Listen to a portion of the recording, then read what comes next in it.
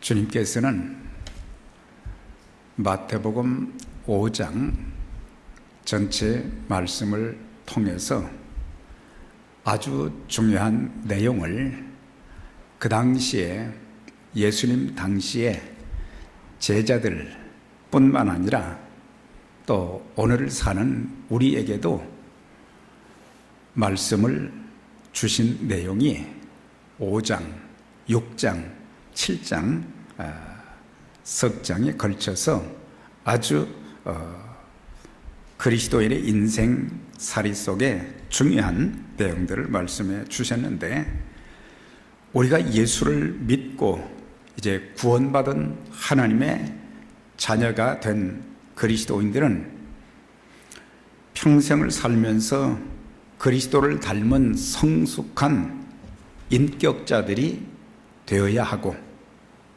또 인격자들로서 이 세상에 살면서 우리에게 주신 사명은 빛과 소금의 역할을 감당하며 사는 것이에요. 그러니까 바른 인격의 터전 위에 우리가 세상에서 빛과 소금으로 사람들에게 유익한 인생, 또 어두운 세상을 밝게 만드는 그런 역할을 감당하는 그리스도인들의 삶을 살아가야 하기 때문에 5장을 통해서 5가지의 중요한 것을 말씀을 하셨어요. 그게 살인하지 말라, 간음하지 말라, 맹세하지 말라, 원수를 미워하지 말라, 그리고 복수하지 말라. 이 5가지를 5장을 통해서 주님께서 말씀을 해 주셨습니다. 주님께서는 구약 율법의 외적인 것을 내적인 것까지 확대시켜서 율법의 완전함을 이루셨음을 보게 됩니다.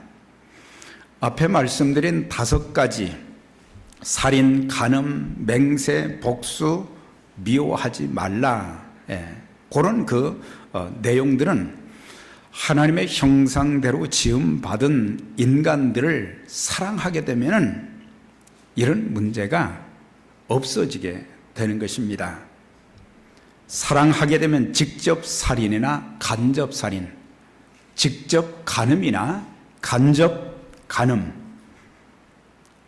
또한 나나 가족들에게 엄청난 고통과 아픔과 피해를 입힌 원수들을 미워하거나 복수하지 않게 될 것이다. 사랑이 없기 때문에 살인하는 일들이, 간음하는 일들이, 또한 미워하는 일들이, 복수하는 일들이 생긴다는 것을 말씀해 주고 있어요. 사도 바울이 로마서 13장 10절을 통해서 율법의 완성이 무엇인가, 그것을 구체적으로 이렇게 표현했어요. 사랑은 이웃에게 악을 행하지 아니하나니 고로 사랑은 율법의 완성이니라. 그러니까 율법의 완성은 곧 사랑이다. 10계명의 모든 계명들이 사랑하게 되면 하나님도 잘 섬기게 될 것이고, 또한 사람들을 사랑하게 되면 각종 범죄, 한 사람의 인생, 가정을 파괴시키는, 사회를 파괴시키는 그런 주범들이 되지 않게 된다. 그래서 예수 그리스도의 그 사랑을 바로 깨닫지 못하고 그 사랑을 실천하지 못하기 때문에 가정에 돌아가면 늘 미워하고 욕하고 싸우고 이런 것들이 사회와 직장에도 막 퍼져가고, 그래서 나라가 한시도 편안할 날이 없고, 뉴스를 보면은 좋은 소식들이 들려오질 않습니다. 희망의 소식이 들려오지 않습니다. 자살 테러가 있었네, 별의별 사건 사고들이 참 많이 있게 되는 것을 보면서 주님을 구세주와 주님으로, 예수 그리스도를 구세주와 주님으로 우리가 모시고 살고 하나님의 사랑이 어떠한 것을 우리가 안다고 하면 이제 우리가 평생 살면서 참 주님의 사랑이 내 마음에 있게 하시고 이 사랑이 식어지지 않게 해 주시고 또 이 사랑을 내가 살고 있는 삶의 터전에서 실천하며 살 수 있도록 도와달라고 주님께 기도를 해야 될 것입니다. 그리스도인들은 이 땅에 살면서 복의 근원이 되는 삶을 살아야 합니다. 아브라함에게 말씀하신 것이 너는 복의 근원이 되라, 복의 근원이 되라 중요한 부탁을 하셨어요. 그러니까 자기 자신이 복이 있는 사람이 되고 또 다른 사람들을 복을 받을 수 있는 그런 도구로 우리들이 쓰임을 받아야 된다. 그러니까 사실 복음 전도도 보면은 단순히 우리가 전도해야 된다 의무감보다는 뭡니까? 내가 받은 복이 이렇게 큰데 내가 지옥 가지 않고 영원한 하나님 나라를 얻게 되어졌고 천국에서 영원토록 주님과 살 수 있는 그런 축복, 죄에 대한 심판을 받지 아니하는 이런 놀라운 하나님의 그 사랑과 은총과 축복을 깨닫게 되면 내가 이렇게 복받은 자인데 이 복을 주님을 믿지 못하는 우리의 가족들 중에도 또한 우리의 이웃들에게도 복음을 전해서 그들이 예수를 믿음으로 이런 복을 누리며 살도록 우리가 역할을 해야 되는데 우리에게 그런 나만 예수 믿고 구원받은 것으로 끝나지 말고 다른 사람도 잘되게 하는 그런 축복의 통로, 복음의 통로가 되어져야 된다. 그러면서 그리스도인들은 다른 사람들에게 유익을 끼치고 모든 일에 덕을 끼치는 삶을 살게 될 때에 하나님께 영광이 되어지고 또한 내 자신이 전도의 도구로 쓰임을 받게 될 것입니다. 오늘 본문의 주제는 이제 다음 주까지 2주 동안 말씀을 증거하게 될 것인데 맹세하지 말라, 맹세하지 말라 이 말씀을 주님은 그 앞에 덧붙여서 도무지 맹세하지 말라 이 뜻을 우리가 오해하게 되면 자칫 잘못하게 되면 맹세가 필요 없는 것인가 이렇게 생각하는데 이제 2번에 걸쳐서 말씀을 전하면 바로 이해가 될 것입니다. 그래서 여기서 맹세하지 말라 주님이 말씀하셨지만 사실은 이 메시지를 제자들에게도 하셨지만 누구를 염두에 두었는가? 서기관들과 바리새인들에게 5번씩이나 똑같이 살인과 간음과 맹세와 미워하는 것과 복수하지 말라는 것을 꼭 종교 지도자들을 염두에 두고 제자들에게 하신 말씀이라는 것을 우리가 이해할 필요가 있어요. 그러니까 그 당시에 서기관들, 바리새인들은 성경을 잘 연구하는 사람들, 율법을 깊이 아는 사람들이었지만은 그들의 삶 속에 자기들은 다른 사람들에게 이렇게 구약의 내용들을 정확하지도 않게 전통적인 그런 내용을 가지고 설교를 했고 또 하나는 성도들에게는 다른 백성들에게는 이렇게 살아야 된다, 지켜야 된다 그렇게 목소리를 높여서 강조했지만 실상 자기들은 그렇게 살지 않았다고 하는 것이에요. 그러니까 지키지 않을 맹세는 하지 말아라 이거예요. 지키지도 않는 약속은 절대로 하지 말라. 헛된 맹세를 하지 말라. 그러니까는 지키려면은 맹세를 하지만 안 지키려면 맹세하지 말라. 그런 내용인 것입니다. 그래서 맹세라는 그런 단어로 이렇게 거의 비슷하게 나온 단어가 약속, 서원, 언약, 맹세 이런 네 가지 단어로 표현이 된 것을 보게 돼요.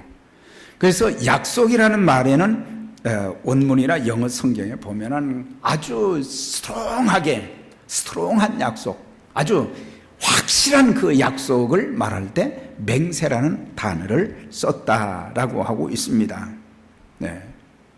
그래서 중요한 것은 바로 하나님 앞에나 사람들 앞에나 많은 사람들이 약속을 잘 안 지킨다는 거죠.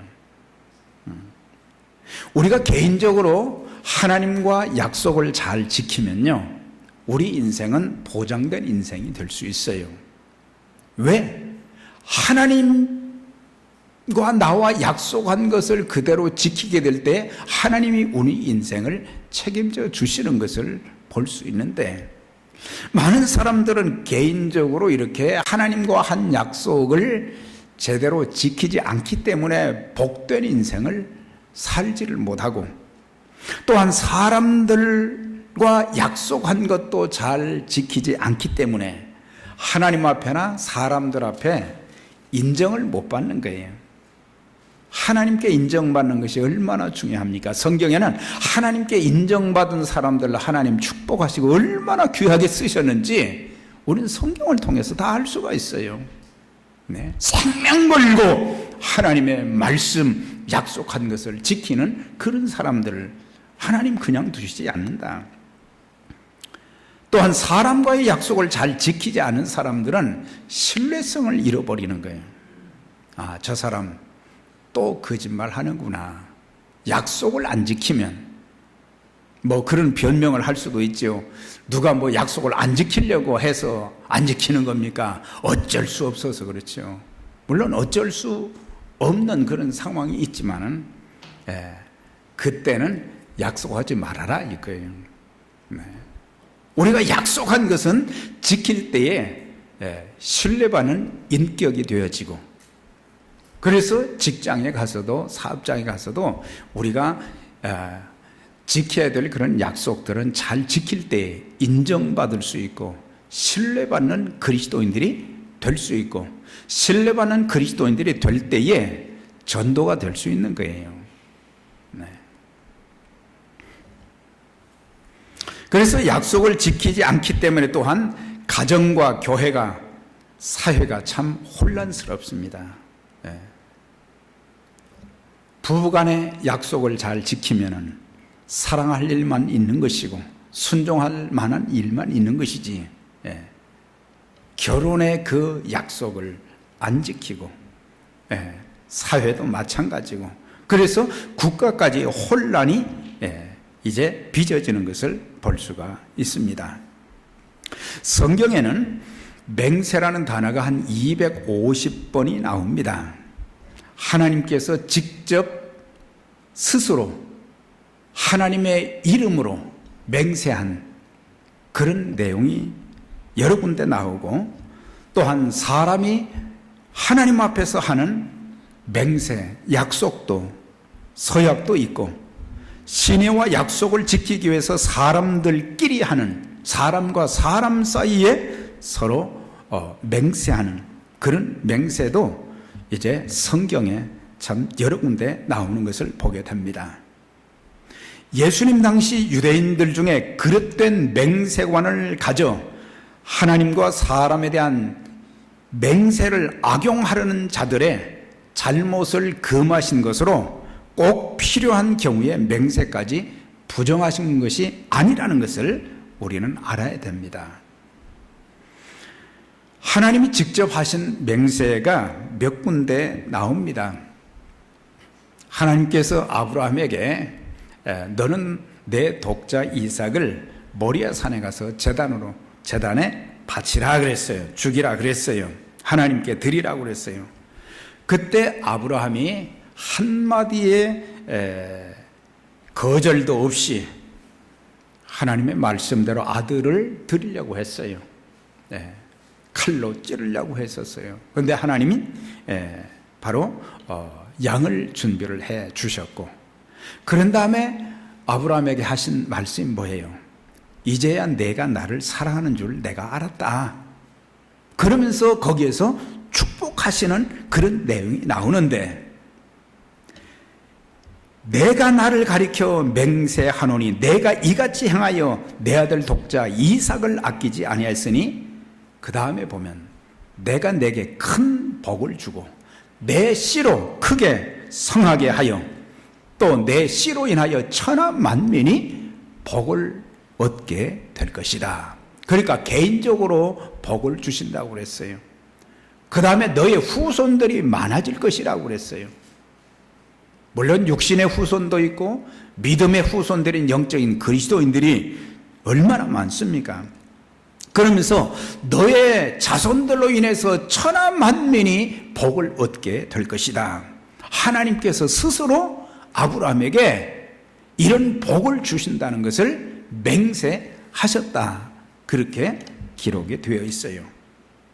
신명기 1장에 보면 모세가 이제 설교하는 그 설교 대목에도 보면 내가 너희의 조상 아브라함과 이삭과 야곱에게 맹세하여 그들과 그들의 후손들에게 주리라 한 땅이 너희 앞에 있으니 들어가서 그 땅을 차지할지니라. 그러니까 아브라함에게만 맹세한 것이 아니고 하나님이 이삭에게도 그렇게 하셨고 야곱에게도 그렇게 하셨기 때문에 그 약속의 말씀을 딱 붙잡고 약속의 땅에 들어가기만 하면 된다. 그걸 말씀을 해 주신 거예요. 또한 역대상 16장에도 보면은 다윗이 법궤를 예루살렘으로 이렇게 모셔왔어요. 그런 다음에 번제와 화목제를 드리고 난 후에 백성들에게 과거에 하나님께서 조상들에게 약속하셨던 가나안 땅의 약속에 대한 것을 거기서 또 설교를 합니다. 아브라함에게 하신 약속, 이삭에게 하신 맹세, 야곱에게 하신 영원한 언약은 내가 가나안 땅을 내게 주어 너의 기업의 지경이 되게 하리라. 그러니까 아브라함에게 하나님이 맹세하셨고 또한 이삭과 야곱에게도 이렇게 모세를 통해서 다윗을 통해서도 그것을 확인시키는 그런 내용을 보게 됩니다. 예레미야 11장 5절에도 내가 또 너희 조상들에게 한 맹세는 그들에게 젖과 꿀으는 땅을 주리라 한 언약을 이루리라. 예레미야 선지자의 설교의 핵심도 뭡니까? 하나님께서 너희 조상들에게 맹세한 것은 바로 약속의 땅이다. 그 약속의 땅이다. 그걸 이제 말씀을 했어요. 그런데 구약 성경을 보게 되면 이제 사람들과의 그런 또 맹세도 나오는 것을 보게 됩니다. 열왕기상 1장에 보면은 다윗이 나이만 아주 늙었습니다. 이제 몸을 제대로 움직일 수 없는데 여러 여인들을 통해서 낳은 아들이 있는데 그 아들들이 서로 이제 아버지가 늙으니까 서로 왕이 되겠다고 막 난을 일으키는 거예요. 그런데 그 중에 아도니아가 있었는데 아도니아가 이제 유력한 사람들을 모아가지고 쿠데타를 일으킨 거예요.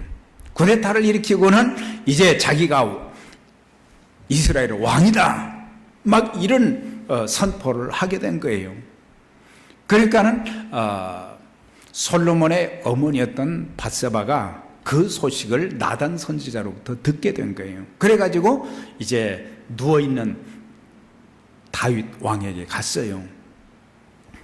가가지고 왕이 그 전에 저한테 약속 맹세하신 것이 있지 않습니까?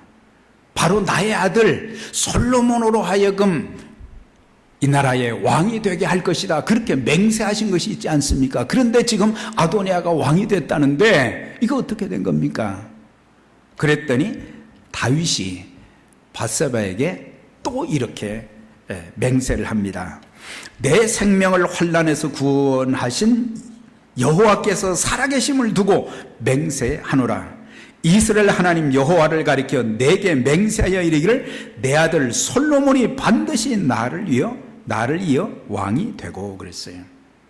그러니까 자신이 또 밧세바에게도 맹세하는 그런 내용이 나온 것을 보게 돼요. 그 맹세대로 이제 또 됐지요. 솔로몬이 또 3대 왕이 되었어요.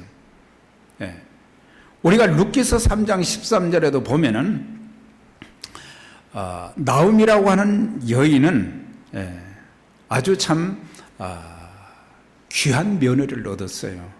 그게 이제 룻이라는 것을 우리는 알 수 있어요. 룻이 시어머니에게 어머니를 어떻게 감동시켰는가? 어머니 가시는 곳에 나도 가고 어머니께서 머무시는 곳에 나도 머물고 어머니의 백성이 나의 백성이 되고 어머니의 하나님이 나의 하나님이 되고 어머니 죽으시는 곳에 나도 죽어 거기 묻힐 것이라. 내가 죽는 일 외에는 어머니를 떠나면 여호와께서 내게 벌을 내리시고 더 내리시길 원합니다. 그러면서 어머니를 계속 따라왔잖아요. 자기 고향 친정 부모들에게 가지를 않고 혼자 홀로 되신 시어머님을 끝까지 모시겠다 그렇게 했어요. 그러니까 그런 며느리를 보니까 너무 이 시어머니의 입장에서는 마음이 감동되어서 우리 아들들은 다 모압 땅에서 죽었지만 이제 젊은데 좋은 남편을 소개해 줘야 되겠다. 그러면서 그가 이렇게 말합니다. 여호와의 살아계심을 두고 맹세하노니 내가 기업 물을 자의 책임을 내게 이행할 것이다. 그러니까 재혼할 남편을 내가 꼭 구해준다. 그 약속을 맹세를 하게 돼서 나중에 보아스라고 하는 유력한 부자를 만나게 되었고 그래서 부부가 되어서 그러면서 계속해서 보면은 참 이 이방 여인이 예수님의 족보에 이렇게 올라 있는 것을 참 보게 돼요. 거기서도 맹세했다 그랬어요. 나오미가 며느리 룻에게 맹세했다 그랬어요. 또 한 군데 소개를 하게 되면은 사무엘하 21장에 보면 다윗과 요나단 사이에도 또 맹세가 있었어요. 사울이 죽고 난 뒤에 다윗이 왕이 되었습니다. 그런데 왕이 되어서 기뻐해야 되는데 나라에 기근이 왔어요. 3년 기근이 왔어요. 비가 내리지 않아가지고 온 나라가 그냥 흉년이 들어가지고 먹고 살 것이 없고 그럴 때에 하나님 앞에 기도했어요. 하나님, 왜 이렇게 저에게 시련을 주십니까? 왜 우리나라에 이렇게 흉년이 왔습니까? 그랬더니 하나님이 깨닫게 하셨어요. 하나님께서 사울이 기브온 사람들을 무참히 학살한 죄의 대가다. 다윗은 쫓겨다니면서도 기브온 사람들을 구했던 경험이 있고 또한 그 사람들과 조약을 맺었어요. 화평 조약을. 그 사람들은 거짓말로 속여서 먼 데서 왔다 그랬지만은 속아 주었어요. 한 번 약속한 것이니까 그걸 그대로 다윗은 지켰거든요. 그런데 사울이 기브온 사람들을 그냥 다 학살을 해버렸어요. 그러니까 기근이 3년 기근이 온 것은 바로 그 때문이다. 그래가지고 다윗이 기브온 사람들을 불렀어요. 남아있는 사람들을 불러가지고 내가 왕이 되었는데 내가 어떻게 하면 여러분들에게 참 여러분들의 마음이 풀리겠습니까? 그랬더니 이 사람들이 하는 말이 사울의 자손 7을 우리에게 주십시오. 우리가 그들을 7명을 목매달아 죽이겠습니다. 그랬어요. 사울의 후손들, 그러니까는 이제 사울의 아들이 요나단 아닙니까? 그러면 요나단과 그의 아들들인데 요나단은 죽었고 요나단의 아들들이 있고 그런데 참 난감한 거예요. 다윗이 가장 어려울 때 요나단이 얼마나 참 그를 생명처럼 아끼고 보호하는 그런 역할을 했고 그래서 거기에서 맹세한 것이 있었거든요. 그래서 다윗과 요나단 사이에 서로 여호와를 가리켜 맹세한 것이 있으므로 사울의 손자 무비보셋은 아끼고, 그러니까 무비보셋, 요나단의 아들 무비보셋도 7명 중에 하나로 보내서 죽게 해야 되는데, 요나단은 죽었지만은 그와 옛날에 맹세했던 서로 우리 사랑하면서 아껴가면서, 그리고 오늘 한 약속은 세월이 가도 절대 변하지 말자, 그 언약을, 그 맹세를 기억했기 때문에 무비보셋은 빼고 다른 사울의 그 후손들 7을 주어서 그렇게 했더니 3년 기근이 또 이렇게 멈춰졌다, 이제 그런 내용이 있죠. 참 이런 것들을 보게 될 때에 하나님이 직접 하신 그런 맹세도 있고, 또한 사람들이 하나님 앞에 약속한 것도 있고, 사람과 사람 사이에 약속한 그것을 생명처럼 이렇게 여겼던 그런 기록들이 있는 것을 보게 됩니다. 맹세의 부정적인 면은 어떤 맹세냐? 거짓 맹세다. 위기 상황을 벗어나기 위해 자기 입장을 변호하기 위해서 거짓으로 맹세하는 것. 신성 모독의 맹세. 우리가 10계명의 제3계명을 보면 하나님의 이름을 망령되이 일컫지 말라, 그런 게 있잖아요. 그러니까 맹세는 사람들이 꼭 하나님 두고 맹세하는 거예요. 그런데 맹세는 그렇게 하나님을 두고 맹세는 했지만 조금만 시간이 지나면 그 맹세, 약속은 간 곳이 없어졌어요. 그래서 이것을 가르쳐서 하나님의 이름을 더럽히는 것이 된다 그랬어요. 그러니까 약속을 하나님의 이름으로 했는데 안 지키는 것은 하나님의 이름을 망령되이 일컫는 것, 더럽게 하는 것이다. 그 다음에 무심한 맹세, 그러니까 마음에도 없는 맹세를 하는 것을 무심한 맹세라 그러는 거예요. 지킬 마음이 없으면서도 그냥 말로 맹세하는 것이 사울에게 있었어요. 사울은 다윗을 끊임없이 죽이려고 했어요. 아들 요나단이 말합니다. 블레셋의 골리앗을 물리쳐서 나라를 구한 사람도 다윗입니다. 다윗은 아버지에게 충성하는 사람입니다. 아버지 사위 아닙니까? 그런데 왜 죽이려고 합니까? 그랬더니 사울이 자기 아들 요나단에게 이렇게 말합니다. 사울이 요나단의 말을 듣고 맹세하되, 맹세했다 그랬어요. 여호와께서 살아계심을 두고 맹세하거니와 그가 죽임을 당하지 아니하리라. 이거 보세요. 여호와의 살아계심을 두고 내가 맹세하는데 다윗을 내가 절대 안 죽이겠다. 그 순간 그냥 마음에도 없는 그런 그 맹세를 하게 되었던 것을 보게 됩니다. 레위기 5장 4절에 누구든지 무심 중에, 그러니까 생각 없이 마음에도 없이 입으로 맹세를 발하여 악을 하리라 하든지 선을 하리라 하면 그 사람의 무심 중에 맹세를 발하여 말한 것이 어떠한 일이든지 그것을 깨달을 때에는 그중 하나에 허물이 있을 것이다. 그러니까 마음에도 없는 그런 약속은 하지도 말아라 이거예요. 그것이 선한 일이 됐든 악한 일이 됐든 절대로 하지 말아라. 그 다음에 또 망령된 맹세가 있어요. 이삭에게는 에서와 야곱이 있었어요. 쌍둥이 아들이 있었어요. 그런데 에서는 사냥꾼이라 늘 들에 가서 사냥하는 일이 주 업무였어요. 야곱은 조용한 성격이라 집에 장막에 이렇게 있었다 그랬어요. 그런데 야곱이 팥죽을 썼는데 형 에서가 사냥하다가 집에 오니까 팥죽 냄새가 진동을 하는 거예요. 배가 고픈 거예요. 그래서 나한테 팥죽 좀 달라 그러니까 야곱이 뭐라고 했어요? 야곱이 형님 오늘 나에게 맹세하세요. 무슨 맹세를 하느냐? 장자의 직분을 나에게 파시오. 그러니까 팥죽 한 그릇에 팔으라 그랬어요. 그랬더니 에서가 하는 말이 에서가 맹세하고 장자의 명분을 야곱에게 판지라 그랬어요. 그러니까 망령되이 행한 맹세라 이거예요. 사실 이스라엘 역사 속에서 장자의 직분은 이건 대단한 거거든요.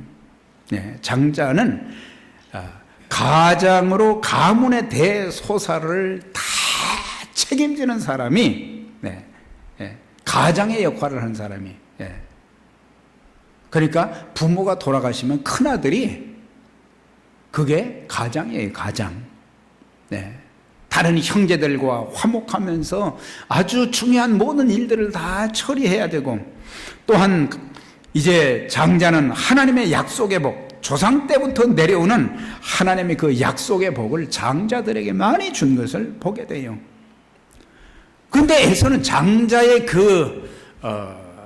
참 권리가 얼마나 참 크고 놀라운지 그걸 알았다고 하면은 아무리 배가 고파도 팥죽 한 그릇에 그걸 팔겠느냐 말이에요. 그리고 맹세까지 한 거예요.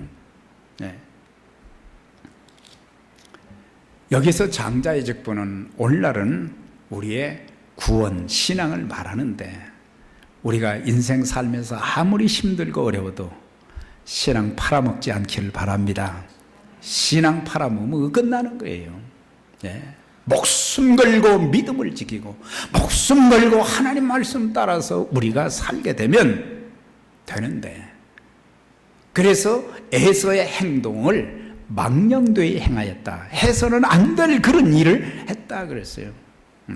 얼마나 많은 그리스도인들이 엉뚱한 하나님의 그 많은 축복이 담겨있는 그 말씀과 은혜가 있는데 함부로 맹세하는 일들, 또 유대인들이 40명이 몰려들어서 당을 지어서 바울을 죽이기 전엔 절대 먹지도 마시지도 않겠다고 맹세한 일, 또 예수님이 이제 잡혀가시고 가야베 법정에서 재판을 받을 때 베드로가 말이죠, 거기에 살짝 갔는데 어린 소녀가 당신도 예수와 함께 있었도다 그러니까는 그가 세 번째 뭐라고 했어요? 저주하며 맹세하여 가로되 나는 절대로 저 사람이 누군지를 모릅니다. 맹세했다 그랬거든요. 맹세했어요. 이런 맹세하면 안 되거든요. 어떻게 그렇게 할 수 있겠어요? 잠시의 목숨을 부지하기 위해서 영원한 것을 놓쳐버리는, 가장 소중한 것을 놓쳐버리는 그런 사람. 사람이 하나님께나 사람에게 맹세하였으면 그대로 지켜야 하는 것이 구약 성경, 구약 율법의 교훈이었던 것을 보게 됩니다. 이제 몇 군데 성경을 소개하는데, 민수기 30장 2절에 보면 사람이 여호와께 서원하였거나 마음을 제어하기로 서약하였거든 파약하지 말고 그 입에서 나온 대로 다 행할지니라. 파약은 약속을 어기지 말고 약속한 것을 반드시 지켜라 그랬어요. 하나님께 약속한 거. 한나는 아들을 주시면 그 아들 머리에 삭도를 대지 않고 내가 반드시 여호와께 그 아들을 드리겠습니다. 서원 기도를 했잖아요. 약속을 했어요. 그런데 때가 되니까 하나님께서 아들을 주셨어요. 마음이 바뀌어진 게 아니었어요. 젖을 뗐을 때 그 아들을 집에서 키우지 못하고 이제 실로에는 성소에 보내야 되니까 얼마나 마음이 아프겠어요. 그런데 그가 뭐라고 이야기를 합니까? 거기 보면은 여호와께서 내 기도를 들어주셨는데, 기도를 들어주셨는데 나도 여호와께 내 아들을 바친다 그랬거든요. 그러니까 민수기에서도 사무엘 상에서도 전도서 5장 4절에도 보면 내가 하나님께 서원하였거든 갚기를 더디게 말라. 서원하는 것을 갚으라. 서원하고 갚지 아니하는 것보다 서원하지 않는 것이 낫다. 약속한 것은 꼭 지켜라 이거예요. 하나님과 약속한 것. 여러분들이 하나님과 약속한 거 많이 있을 거예요. 사람과 약속한 거 많이 있을 거예요. 기도하면서 약속한 거 많이 있을 거예요. 그 약속한 것은 지켜라 이거예요. 그냥 넘어가지 말고. 레위기 19장 12절에 너희는 내 이름으로 거짓 맹세함으로 내 하나님 이름을 욕되게 하지 말라 그랬어요. 거짓 맹세하지 말고.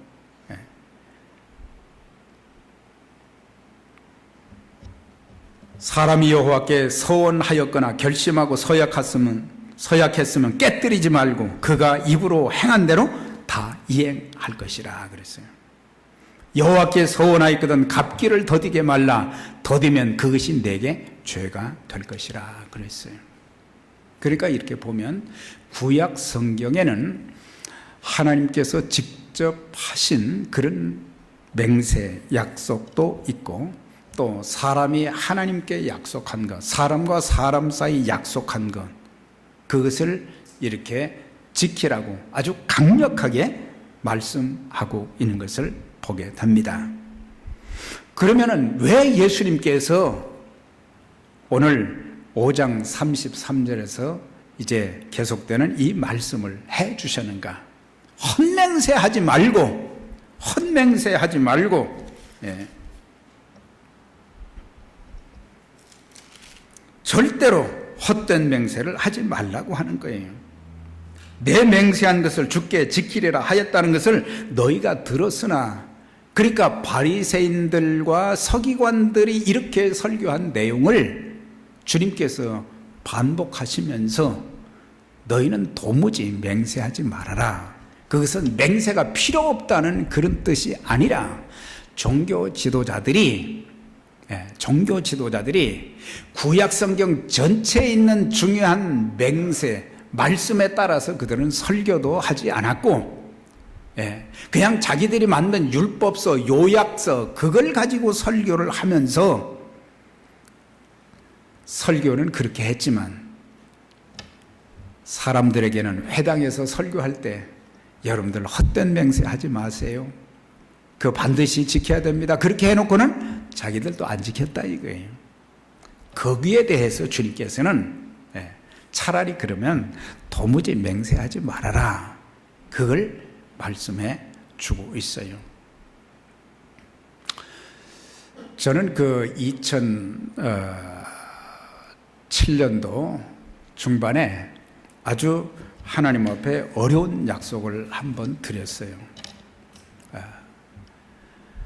그 약속이 참 저로서는 지키기가 참 힘든 약속이었어요. 새벽 설교를 하는데, 새벽 예배 때 새벽 설교를 하는데 열왕기상 3장 설교를 하게 됐어요. 거기에는 솔로몬이 하나님 앞에 1,000마리의 양을 잡아서 드리는 1,000번째 이야기가 나옵니다. 그걸 이제 설교했는데, 어느 날 갑자기 기도하는데 하나님이 저에게 말씀하시는 거예요. 너 1,000번째 좀 한번 해봐라. 제가 그때 참 늘 힘들고 어렵지만 그때 정말 제 인생의 중요한 시기였어요. 그냥 되는 대로 시간을 보내면 안 될 그런 때였어요. 그런데 1,000번째를 1,000일을 하나님 앞에 기도를 하려면 이거 13,000년이거든요. 13,000년. 날수로 계산해 보니까 1,095일이에요. 그러니까 1,095일을 집에서 기도하는 게 아니고 예배당에 나와서 강단에 엎드려서 기도하는 것이었어요. 제가 한 달 반을 고민을 했어요. 왜? 아플 때도 있고 여러 가지 힘들 때도 있고, 그런데 내가 어떻게 3년을 하루도 빠지지 않고 내가 강단에 엎드려서 기도를 할 수 있을까? 갈등이 많이 왔어요. 차라리 40일 기도, 100일 기도라면 이거는 또 좀 쉬운 것 같았어요. 그런데 하나님께서 성령님을 통해서 내가 너를 도와줄 것이니까 한번 이렇게, 내가 하나님의 도움이 없이는 안 되니까 그렇게 기도를 이제 하려고 마음의 결단을 내렸어요. 그래가지고 이제 좀 기도를 하는데 참 힘든 일들이 많이 생겨요. 마귀가 방해하는 일도 생기고 여러 가지 복잡하고 힘든 일들이 많이 생기는 거예요. 그런데 제가 하나님과 약속을 한 것이니까 내가 만 3년은 하나님 앞에 하루에 오전 시간은 내가 드려야 되겠다. 새벽 기도는 물론 하지만은 오전 시간은 내가 하나님 앞에 드려야 되겠다. 그렇게 하고 강단에 엎드려서 성경 보고 찬송하고 기도하고. 근데 참 어려웠었어요. 근데 그 약속을 하나님이 지키시도록 성령님이 도와주셨어요. 그리고 3년 반 동안 아프지 않게 해주셨어요. 건강도 주셨다는 얘기예요. 제가 참 병이 많았던 사람이잖아요. 그 병 때문에 약도 그렇게 먹고 힘들 때도 많고, 그런데 생명 걸고 목숨 걸고 그 약속을 지켰어요. 근데 그 약속을 지키면서 기도하는 가운데 하나님께서 제 인생을 바꾸어주기 시작한 거예요.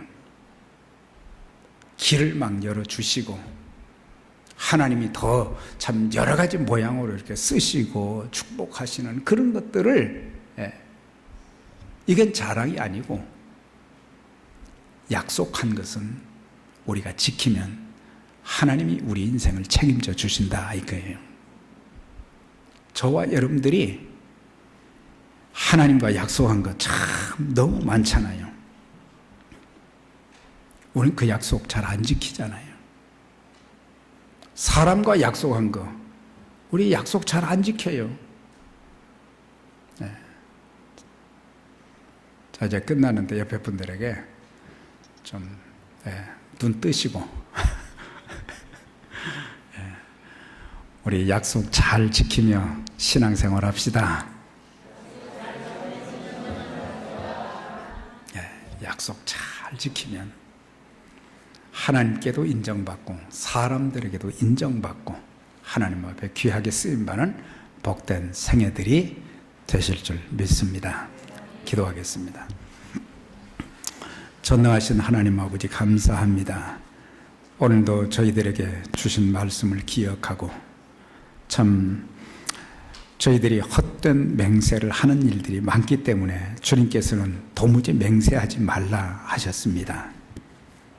그러나 하나님께서 친히 맹세하셔서 약속하신 것이 있으시고 또한 사람들과 서로 간의 약속, 쌍방 간의 약속도 또 사람들이 하나님 앞에 약속한 맹세한 것들, 저희들도 이 시대를 살아가면서 하나님과 사람들과 내 개인적으로 모든 인생살이에 있어서 스스로 약속도 저희들이 잘 지키면서 약속을 실천하는 신뢰자들이 되게 하시고 또 하나님의 거룩하신 뜻을 이루는 그런 도구들로 아름답게 쓰임받도록 도와주시옵소서. 귀한 가족들 평생 사는 동안 신뢰자들로서 약속 준수자들로서 하나님의 영광을 드러내고 예수 그리스도의 복음의 증인이 되는 그런 역사를 허락해 주옵소서. 예수님 이름으로 기도드리옵나이다. 아멘.